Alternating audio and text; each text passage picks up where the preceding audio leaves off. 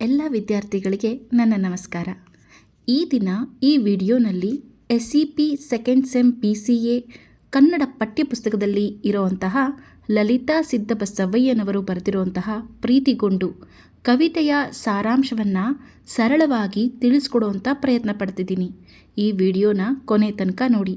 ಕವಿತೆಯ ಮೊದಲ ಸಾಲು ಹೀಗಿದೆ: ಕಾಮದೇವನ ಕಂಡ ಮೇಲಿನ್ನಾರನು ಕಾಣುವುದೇ ಹೇಳು ಸಖಿ, ಉಂಟೆಲ್ಲೇ ಜಗದೊಳುಂಟಿವ್ವನಿ ಎದೆ ಮೀಂಟಿದವನಂತ ಪುರುಷ. ಈ ಸಾಲುಗಳ ಭಾವಾರ್ಥ ನೋಡಿ ಮಕ್ಕಳೇ. ಈ ಕಾವ್ಯದಲ್ಲಿ ಕವಿ ಪ್ರೀತಿಯಲ್ಲಿ ಮುಳುಗಿರುವಂತಹ ಒಬ್ಬ ಯುವತಿಯ ಮನಸ್ಥಿತಿಯನ್ನು ಬಹಳ ಸುಂದರವಾಗಿ ಚಿತ್ರಿಸಿದ್ದಾರೆ. ಪ್ರೀತಿಗೆ ಬಿದ್ದ ನಂತರ ಅವಳಿಗೆ ತನ್ನ ಪ್ರಿಯನಿಗಿಂತ ಉತ್ತಮನಾದಂಥ ಮತ್ತೊಬ್ಬ ಇಡೀ ಜಗತ್ತಿನಲ್ಲೇ ಇಲ್ಲ ಅಂತ ಅನ್ನಿಸ್ಲಿಕ್ಕೆ ಶುರುವಾಗುತ್ತೆ. ಅವಳ ಮನಸ್ಸು ಸಂಪೂರ್ಣವಾಗಿ ಪ್ರೀತಿಯಲ್ಲಿ ತುಂಬಿರುತ್ತೆ. ಯುವತಿ ತನ್ನ ಸಖಿಗೆ ತನ್ನ ಮನದ ಭಾವನೆಗಳನ್ನು ಹೇಳ್ಕೊಳ್ತಾಳೆ.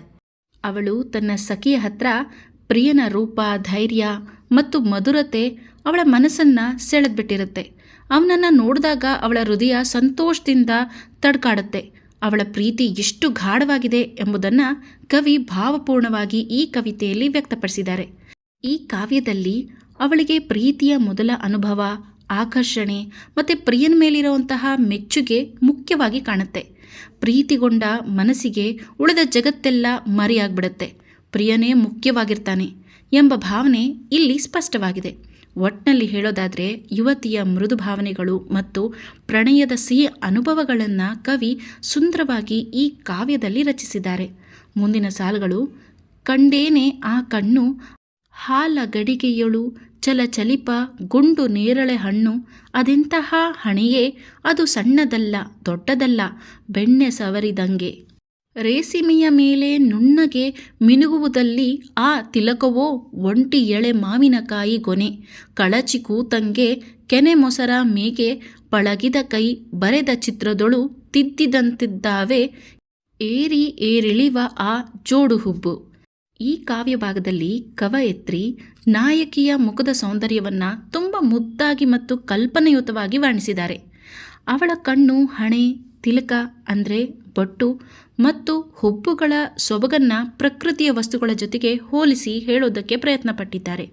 ಕವಯತ್ರಿ ಮೊದಲಿಗೆ ಅವಳ ಕಣ್ಣುಗಳನ್ನು ನೋಡಿ ಮರುಗಾಗ್ತಾರೆ, ಅಂದರೆ ತನ್ನನ್ನೇ ತಾನೇ ಮರೆತು ಬಿಡ್ತಾರೆ. ಅವು ಹಾಲಿನ ಪಾತ್ರೆಯಲ್ಲಿ ತೇಲ್ತಿರುವಂತಹ ನೇರಳೆ ಹಣ್ಣುಗಳಂತೆ ಹೊಳಿತಿವೆ ಅಂತ ಹೇಳಲಾಗಿದೆ. ಅವಳ ಹಣೆ ಸರಿಯಾದ ಅಳತೆಯಲ್ಲಿ ತುಂಬ ಸುಂದರವಾಗಿ ಕಾಣ್ತದೆ. ಅಷ್ಟೇ ಅಲ್ಲದೆ ಅವಳ ಹಣೆ ಬೆಣ್ಣೆ ಸವರಿರೋ ಥರ ಮೃದುವಾಗಿ ಮಿನುಗ್ತಾ ಇದೆ. ಹಣೆಯ ಮೇಲಿರುವಂತಹ ತಿಲಕವನ್ನು ಸಣ್ಣ ಮಾವಿನಕಾಯಿಗೆ ಹೋಲಿಸಿದ್ದಾರೆ. ಅದರ ನಾಜೂಕು ಹಾಗೂ ಆಕರ್ಷಣೆಯನ್ನು ತುಂಬ ಸುಂದರವಾಗಿ ತೋರಿಸಲಾಗಿದೆ. ಅವಳ ಮುಖದ ಒಟ್ಟಾರೆ ರೂಪ ಕಲಾವಿದನು ತುಂಬ ಕಾಳಜಿಯಿಂದ ಬಿಡಿಸಿರೋ ಅಂತಹ ಚಿತ್ರದ ಥರ ನೆನಪಿಸ್ತಿದೆ. ಜೊತೆಗೆ ಅವಳ ಜೋಡು ಹುಬ್ಬುಗಳು ಅಂದರೆ ಹೈಬ್ರೋಸ್ ಮೇಲಿಳಿಯುವ ವಕ್ರತೆಯಲ್ಲಿ ಇತ್ತು ಮುಖದ ಸೌಂದರ್ಯವನ್ನು ಇನ್ನಷ್ಟು ಹೆಚ್ಚಿಸ್ತಿದೆ ಅಂತ ಕವಯತ್ರಿ ಇಲ್ಲಿ ವರ್ಣಿಸಿದ್ದಾರೆ. ಮುಂದಿನ ಸಾಲುಗಳಲ್ಲಿ: ಮೂಗು ಸಂಪಿಗೆ ಎಸಳಲ್ಲ ಸಖಿ, ಗರುಡ ಕೊಕ್ಕಿನ ಸಿಕ್ಕುಗೂಟವು ಅಲ್ಲವೇ ನಡುಮನೆ ಕಂಬ ಕೊರೆದಂಗೆ, ನೇರ ಗೀಟು ಎಳಗರಿಕೆ ಮಟ್ಟಸದಿ ಕತ್ತರಿಯಾಡಿದ ಗೆರೆ ಮೀಸೆ ಸಾಟಿ ಆ ಮಾಟಕ್ಕೆ ಆ ಮಾಟವೇ. ಈ ಸಾಲುಗಳಲ್ಲಿ ಕವಯತ್ರಿ ನಾಯಕನ ಮುಖದ ಸೌಂದರ್ಯವನ್ನು ಸಖಿಗೆ ಹೀಗೆ ಹೇಳುವಂತೆ ಸುಂದರವಾಗಿ ವರ್ಣಿಸಿದ್ದಾರೆ.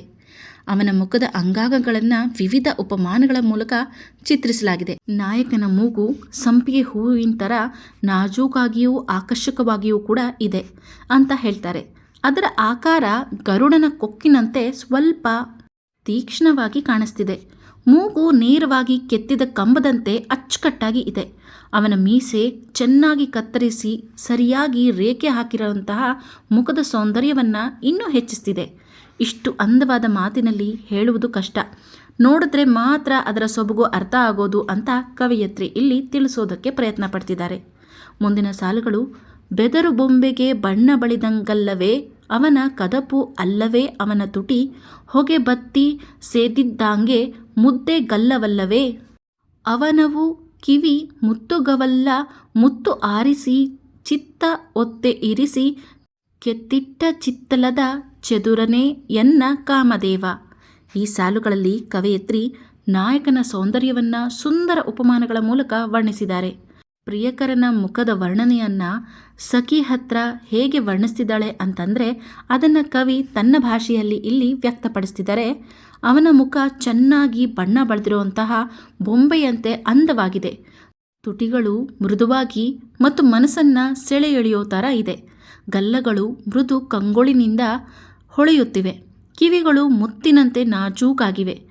ಅವನ ರೂಪವೇ ಕಲಾವಿದನು ಮನಸಾರೆ ಕೆತ್ತಿರುವಂತಹ ಶಿಲ್ಪದಂತೆ ಅಚ್ಚುಕಟ್ಟಾಗಿ ಕಾಣಿಸ್ತಿದೆ. ಅಂತಿಮವಾಗಿ ಕವಯಿತ್ರಿ ಅವನನ್ನು ಕಾಮದೇವನಿಗೆ ಹೋಲಿಸಿ ಅವನ ಅಪಾರ ಸೌಂದರ್ಯಕ್ಕೆ ಮೆಚ್ಚುಗೆಯನ್ನು ವ್ಯಕ್ತಪಡಿಸ್ತಿದ್ದಾರೆ.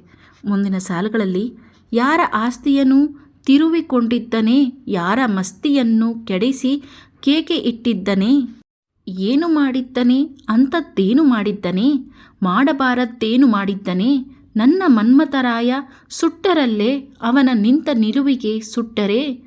ಈ ಸಾಲುಗಳ ಸಾರಾಂಶವನ್ನು ಕವಯಿತ್ರಿ ಒಬ್ಬ ಹುಡುಗಿ ತನ್ನ ಪ್ರಿಯಕರನ ಬಗ್ಗೆ ತನ್ನ ಸಖಿಯ ಹತ್ರ ಹೇಗೆ ಹೇಳ್ಕೊಳ್ತಿದ್ದಾಳೆ ಅನ್ನೋದನ್ನು ಕವಯಿತ್ರಿ ಈ ಸಾಲುಗಳಲ್ಲಿ ತುಂಬ ಸುಂದರವಾಗಿ ವ್ಯಕ್ತಪಡಿಸಿದ್ದಾರೆ.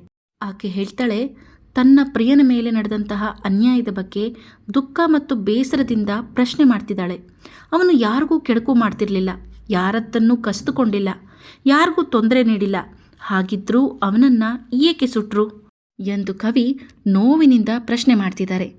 ಪ್ರಿಯನನ್ನು ಕವಯಿತ್ರಿ ಮನ್ಮಥನಿಗೆ ಹೋಲಿಸಿದ್ದಾರೆ. ಅವನು ಅಷ್ಟು ಸುಂದರ ಮತ್ತು ನಿರಪರಾಧಿ ಅಂತ ಹೇಳ್ತಾರೆ. ಅವನ ಸೊಗಸಾದ ನಿಲುವೆ ಇತರರಿಗೆ ಅಸೂಯೆ ಉಂಟು ಮಾಡೋ ರೀತಿ ಅವನ ನಾಶಕ್ಕೆ ಕಾರಣವಾಗಿರಬೇಕು ಅಂತ ತನ್ನ ಭಾವನೆಯನ್ನು ವ್ಯಕ್ತಪಡಿಸ್ತಿದ್ದಾರೆ.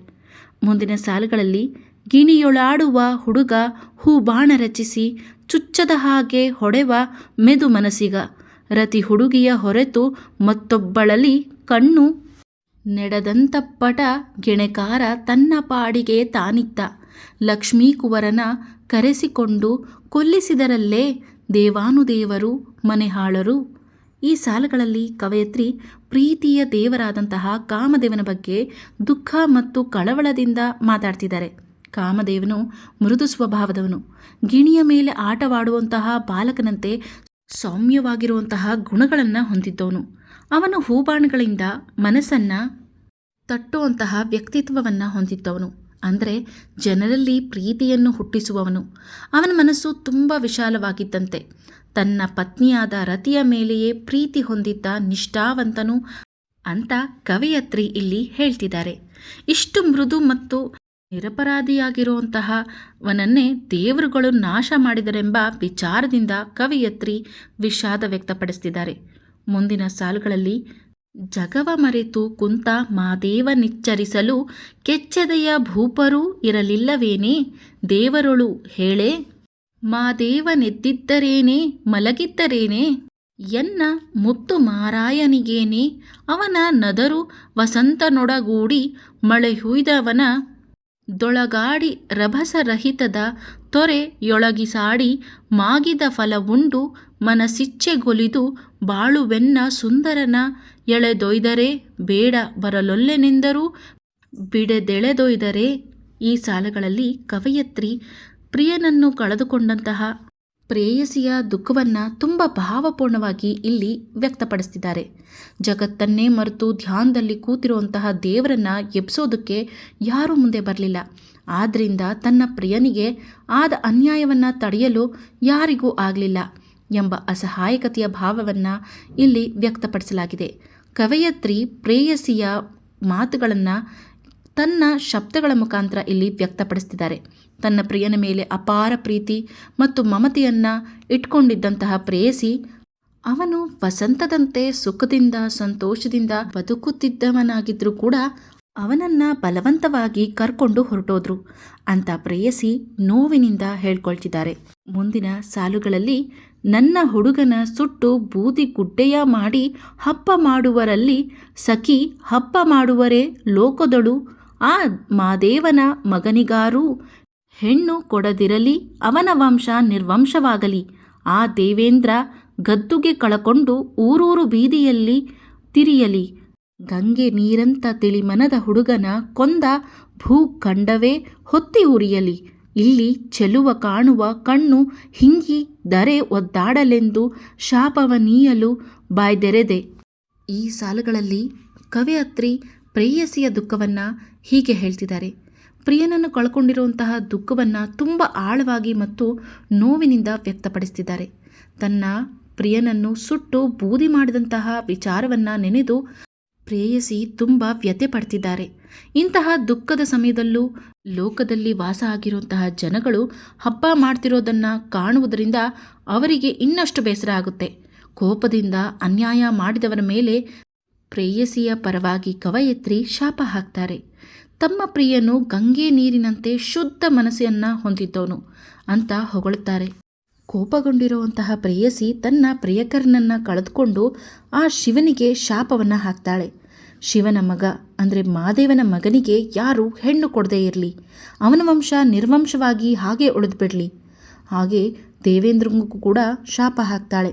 ತನ್ನ ಗದ್ದುಗೆಗೋಸ್ಕರನೇ ಪ್ರತಿಯೊಂದು ಯುದ್ಧವನ್ನು ಮಾಡುವಂತಹ ದೇವೇಂದ್ರನಿಗೆ ತನ್ನ ಸ್ಥಾನವನ್ನು ಕಳ್ಕೊಂಡು ಊರೂರು ಬೀದಿ ಬೀದಿಯಲ್ಲಿ ಅಲಿಯುವಂತಹ ಪರಿಸ್ಥಿತಿ ಬರಲಿ. ಗಂಗೆಯಂಥ ಪರಿಶುದ್ಧ ಮನಸ್ಸನ್ನು ಇಟ್ಕೊಂಡಿದ್ದಂತಹ ನನ್ನ ಪ್ರಿಯಕರನನ್ನು ಸುಟ್ಟಿ ಖುಷಿ ಪಡ್ತಿರುವಂತಹ ಈ ಭೂಖಂಡ ಹೊತ್ತಿ ಹುರಿಯಲಿ. ಒಟ್ಟಿನಲ್ಲಿ ಈ ಭೂಮಿ ಶಾಂತವಾಗಿರಬಾರ್ದು ಅಂತ ಪ್ರೇಯಸಿ ತುಂಬ ದುಃಖದಿಂದ ಆಕ್ರೋಶದಿಂದ ಶಾಪವನ್ನು ಹಾಕ್ತಾಳೆ. ಮುಂದಿನ ಸಾಲುಗಳಲ್ಲಿ ಸಖಿ ಏನೆಂದು ಹೇಳಲೇ ನಡೆದ ಸೋಜಿಗ, ಸಖಿ ಏನೆಂದು ಹೇಳಲೇ ನಡೆದ ಸೋಜಿಗ, ಅದೆತ್ತಲಿಂದಲೋ ಬಂತಲ್ಲೇ ಸುಳಿತು ನರುಗಂಧ ಮೆದು ಚಂದ್ರನಂತ ಅಂಗೈ ನನ್ನ ಬಾಯದುಮಿ, ಮೈಯಿಲ್ಲ ಮನಸ್ಸುಂಟೆಂದು ಪಿಸುಗುಟ್ಟಿದನೇ ಅನಂಗರಾಯ, ಶಪಿಸದಿರೆನ್ನ ಗೆಳತಿ ಲೋಕವನು ಪ್ರೀತಿಸಲೆಂದೇ ಹುಟ್ಟಿದವ ನಾನು ಎಂದೆನ್ನ ತಡೆದನೇ. ಈ ಕಾವ್ಯ ಭಾಗದಲ್ಲಿ ಯುವತಿ ತನ್ನ ಸಖಿಗೆ ತನ್ನ ಜೀವನದಲ್ಲಿ ನಡೆದಿರುವಂತಹ ಒಂದು ವಿಚಿತ್ರ ಹಾಗೂ ಸುಂದರ ಅನುಭವವನ್ನು ಹೇಳ್ಕೊಳ್ತಿದ್ದಾಳೆ. ಎಲ್ಲಿಂದಲೋ ಒಂದು ಮಧುರವಾದಂತಹ ಸುಗಂಧ ಬಂದು ಅವಳ ಮನಸ್ಸನ್ನು ಮುಟ್ಟುತ್ತೆ. ಚಂದ್ರನಂತೆ ಮೃದುವಾದ ಸ್ಪರ್ಶ ಅವಳಿಗೆ ಅನುಭವ ಆಗುತ್ತೆ. ಆ ಕ್ಷಣದಲ್ಲಿ ಕಾಮದೇವನು ತನ್ನ ಬಳಿ ಬಂದು, ನಿನ್ನಲ್ಲಿ ದೇಹ ಮಾತ್ರವಲ್ಲ ಮನಸ್ಸು ಕೂಡ ಇದೆ ಅಂತ ನಿಧಾನವಾಗಿ ಹೇಳಿರೋ ರೀತಿ ಅವಳಿಗೆ ಭಾಸವಾಗುತ್ತೆ. ಅವಳು ಕೋಪದಿಂದ ಶಪಿಸಲು ಯೋಚಿಸಿದಾಗ ಕಾಮದೇವನೇ ಅವಳನ್ನು ತಡೆದಿರೋ ರೀತಿ ಭಾಸವಾಗುತ್ತೆ. ನಾನು ಈ ಜಗತ್ತಿನಲ್ಲಿ ಪ್ರೀತಿಯನ್ನು ಹಬ್ಬಿಸೋದಕ್ಕೆ ಅಂತಾನೇ ಹುಟ್ಟಿದವನು ಎಂದು ಹೇಳಿ ಅವಳನ್ನು ತಡೆಯೋ ರೀತಿ ಅವಳಿಗೆ ಭಾಸವಾಗುತ್ತೆ. ಮುಂದಿನ ಸಾಲುಗಳಲ್ಲಿ ಎಂಥ ಹುಡುಗನೇ ಕಾಮದೇವ, ನೆಂಥ ಹುಡುಗನೇ, ನನ್ನ ಮಾರನು ಸುಟ್ಟರೂ ಹುಟ್ಟಿದನೇ ಪ್ರೀತಿಗೊಂಡು. ಈ ಸಾಲುಗಳಲ್ಲಿ ಕವಯತ್ರಿ ಏನು ಹೇಳೋದಕ್ಕೆ ಪ್ರಯತ್ನ ಪಡ್ತಿದ್ದಾರೆ ಅಂದರೆ, ಕಾಮದೇವನ ಸೌಂದರ್ಯ ಮತ್ತು ಪ್ರೀತಿಯ ಶಕ್ತಿಯನ್ನು ಮೆಚ್ಚುತ್ತಾ ಹೀಗೆ ಹೇಳ್ತಾರೆ. ಕಾಮದೇವನು ತುಂಬ ಆಕರ್ಷಕ ಮತ್ತು ಮನಮೋಹಕವಾಗಿರುವಂತಹ ವ್ಯಕ್ತಿತ್ವವನ್ನು ಕೂಡ ಹೊಂದಿರುವಂತಹ ವ್ಯಕ್ತಿ ಅಂತ ಆಶ್ಚರ್ಯದಿಂದ ಹೇಳ್ತಾರೆ. ಅವನು ನಾಶವಾದರೂ ಕೂಡ ಪ್ರೀತಿ ಎಂಬ ಭಾವನೆ ನಾಶವಾಗೋದಿಲ್ಲ ಅಂತ ಕವಯತ್ರಿ ಇಲ್ಲಿ ಹೇಳ್ತಾರೆ. ನನ್ನ ಮಾರನು ಸುಟ್ಟರು ಎಂಬ ಪದನ ಈ ಕವಿತೆಯಲ್ಲಿ ಬಳಸಲಾಗಿದೆ. ಇದರ ಅರ್ಥ ಯಾರೇ ಏನೇ ಆದರೂ ಕೂಡ ಪ್ರೀತಿಯನ್ನು ಮಾತ್ರ ನಾಶ ಮಾಡೋದಕ್ಕೆ ಆಗೋದಿಲ್ಲ ಅಂತ ವ್ಯರ್ಥವನ್ನು ಇಲ್ಲಿ ವ್ಯಕ್ತಪಡಿಸುತ್ತೆ. ಹುಟ್ಟಿದನೇ ಪ್ರೀತಿಗೊಂಡು ಅಂದರೆ ಈ ಸಾಲಿನಲ್ಲಿ ಹೇಳೋಕ್ಕೆ ಏನು ಬಯಸ್ತಿದ್ದಾರೆ ಅಂದರೆ, ಪ್ರೀತಿ ಯಾವಾಗಲೂ ಹೊಸದಾಗಿ ಹುಟ್ಟುತ್ತಲೇ ಇರುತ್ತದೆ ಎಂಬ ಸಂದೇಶ ನೀಡಲಾಗಿದೆ. ಒಟ್ಟಿನಲ್ಲಿ ಹೇಳೋದಾದರೆ ಈ ಪದ್ಯದಲ್ಲಿ ಪ್ರೀತಿ ಶಾಶ್ವತವಾದದ್ದು, ಅದು ಎಂದಿಗೂ ಸಾಯೋದಿಲ್ಲ ಎಂಬ ಭಾವನೆಯನ್ನು ಕವಯತ್ರಿ ತುಂಬ ಸರಳವಾಗಿ ವ್ಯಕ್ತಪಡಿಸೋದಕ್ಕೆ ಪ್ರಯತ್ನ ಪಡ್ತಿದ್ದಾರೆ.